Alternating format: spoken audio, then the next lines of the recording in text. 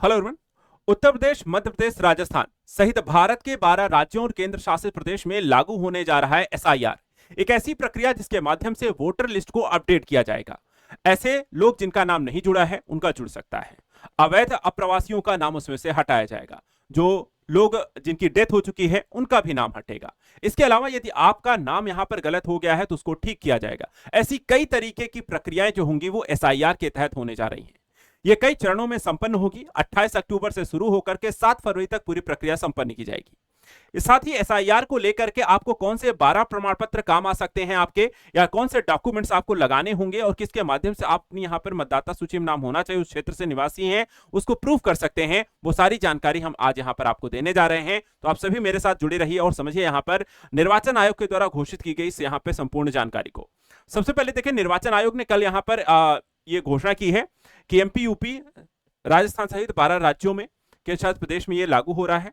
पूरी प्रक्रिया जो है 28 अक्टूबर से शुरू हो रही है और 7 फरवरी तक पूरी कर ली जाएगी।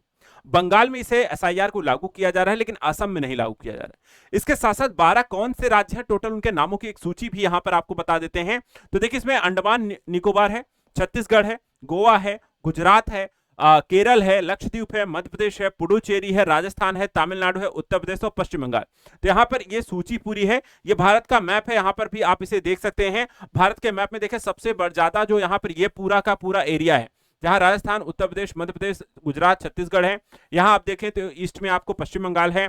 साउथ में अगर हम चले जाएं तो यहाँ पर आपको गोवा है, केरल है, और साथ ही साथ आपका तमिलनाडु और पुडुचेरी इसके अंतर्गत आते हैं। और साथ ही साथ आपको लक्षद्वीप और केंद्र शासित प्रदेश के तौर पे अंडमान निकोबार को भी इसमें शामिल किया गया है।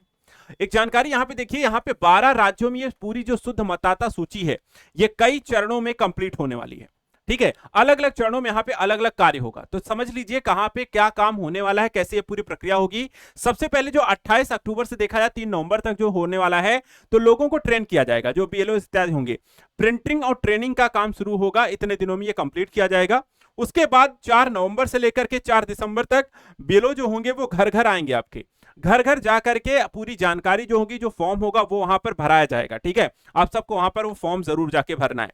इसके अलावा 9 दिसंबर को ड्राफ्ट मतदाता सूची का प्रकाशित कर दिया जाएगा कि कहां पर कितने लोगों का कितने लोग हैं, कहां पर किस एरिया में कितने लोग मतदाता हैं, वो सारी जो सूची यहां पर होगी, कितने नाम जुड़े हैं, कि सारी जानकारी यहां पर साथ आपको दे दिया जाएगा। इसके बाद हो सकता है कि कुछ गलतियां भी हो जाएं, तो 9 दिसंबर से 8 जनवरी के बीच जो भी दावे होंगे, जो आपत्तियां हैं, यानी कि किसी का नाम गलत जुड़ गया है, किसी का नाम जुड़ा ही नहीं है, किसी का नाम यहां पर हटवाना था वो वहां पर हटा नहीं है, और इस तरीके की कई सारी जो आपत्तियां हो सकती हैं, वो आपको यहां पर दर्ज करानी है 9 दिसंबर से 8 जनवरी तक। उसके बाद शुरू होगा 9 दिसंबर से 31 जनवरी, साथ ही साथ यहां पर नोटिस फेज आएगा, सुनवाई और जांच शुरू होगी। जिनको भी जो भी आपत्तियां हैं उनको बुलाया जाएगा, आप जाकर के वहां अपनी आपत्तियां बताइए, उसको ठीक किया जाएगा, और साथ ही साथ यहां पर इस पूरी प्रक्रिया को यहां पर अप टू डेट कर दिया जाएगा। इसके बाद फाइनल जो होगा काम, 7 फरवरी 2026 तक अंतिम मतदाता सूची का प्रकाशन कर दिया जाएगा, और इस तरीके से इन 12 राज्यों और यूटीज में एसआईआर की जो प्रक्रिया है वो कंप्लीट हो जाएगी। तो यहां पर आप सभी अगर इन राज्यों के हैं तो आप सभी यहां पर देखिए एसआईआर शुरू होने जा रही है, तो इसको यहां पर जरूर इसमें पार्टिसिपेट करिए और उसको ठीक कराना है, एसआईआर को यहां पर कंप्लीट करना है। तो एसआईआर के संदर्भ में यहां पे 3 जरूरी जानकारी। सबसे पहले देखिए एसआईआर के तहत हो क्या रहा है। देखिए, चुनाव आयोग की प्रक्रिया है, ठीक है, और वोटर लिस्ट यहां पर एसआईआर के तहत अपडेट किया जाने का इसमें काम होता है। ऐसे लोग जो कि 18 साल पूरे हो चुके हैं, तो 18 साल से ज्यादा के नए वोटर्स को इसमें जोड़े जाने का भी काम होता है। ऐसे लोग जिनकी मौत हो चुकी है उनके नाम को हटाया जाता है, या कहीं शिफ्ट हो गए हैं दूसरी जगह पे तो उनका भी नाम हटाया जाता है। इसके अलावा यदि कोई नाम पता इत्यादि में गलती हो गई तो उसको ठीक किया जाता है, और बीएलओ जो होते हैं इसमें घर घर जाकर के खुद फॉर्म आपको फिल कराते हैं। तो जो बीएलए आए आपके घर, तो ये काम आपको खुद यहां पर सबसे पहले टाइम निकाल के करना है। दूसरा क्या है, पहले क्या किसी राज्य में हो चुका है, तो देखिए बिहार में काम पूरा हो चुका है।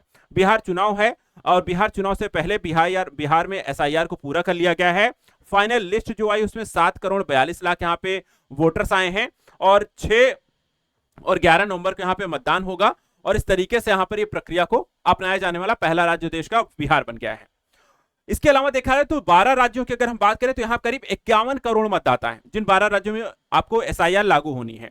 इसके लिए करीब 5.33 लाख बीएलओ और 7 लाख से ज्यादा जो है बीएलए राजनीतिक दलों की ओर से इसमें शामिल होंगे और इस पूरी प्रक्रिया को संपन्न कराएंगे।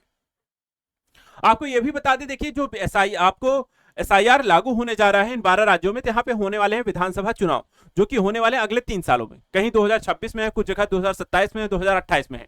जैसे 2026 की बात करें तो पश्चिम बंगाल, केरल और तमिलनाडु में आपको देखा जाए तो चुनाव होने हैं आपको पुडुचेरी में, वो 2026 में है। 2027 की बात करें तो गोवा, गुजरात और उत्तर प्रदेश का चुनाव है 2027 में। छत्तीसगढ़, मध्य प्रदेश, राजस्थान का चुनाव देखा जाए तो 2028 में है। अंडमान निकोबार में कोई भी यहां पे लक्षद्वीप और विधानसभा चुनाव नहीं हो सकते हैं, क्योंकि वहां पर विधानसभा है ही नहीं।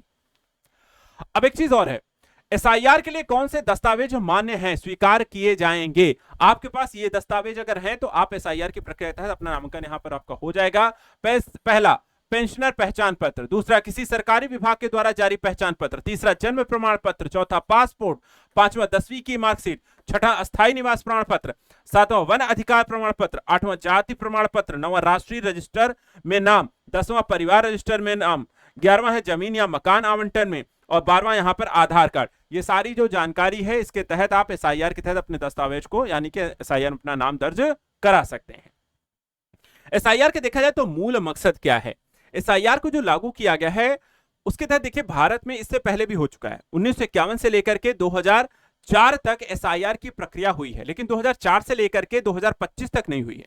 यानी कि करीब 21 सालों में क्या हुआ है, कितने लोग यहां पर आए हैं, क्या परिवर्तन इसमें हुआ, उसकी कोई जानकारी नहीं है। तो इस दौरान अगर हम देखें तो माइग्रेशन, 2 जगहों पे वोटर लिस्ट में नाम भी हो सकता है, वो एक समस्या हो सकती है। डेथ के बाद भी देखा जाए तो वोटर लिस्ट में नाम बना रहता है। कई बार हमने देखा है कि विदेशी नागरिकों का भी नाम यहां पर आ जाता है वोटर लिस्ट में। और कई बार योग्य वोटर जो होता है, जो उसको लिस्ट में नाम शामिल नहीं होता है। तो योग्य लोगों का नाम होना चाहिए और अयोग्य लोगों का वोटर लिस्ट में नाम हटाना मूल मकसद के तहत आपको काम किया जाता है एसआईआर के तहत। तो इसलिए ये एक जरूरी जानकारी थी सभी अभ्यर्थियों के लिए, सभी छात्रों के लिए, सभी नागरिकों के लिए, सभी लोगों के लिए। आप सभी यहां पर इस जानकारी को ज्यादा से ज्यादा शेयर करें, लोगों तक पहुंचाएं। अगर आप भी इन राज्यों से हैं तो यहां पर ज्यादा से ज्यादा जागरूक हों, इस यहां पर कार्य में शामिल हों और अपने आप को यहां पर देखा है तो एसआईआर के तहत वोटर लिस्ट में अपने नाम को अपडेट जरूर कराएं। तो आज के लिए इतना है। Thank you so much and good luck.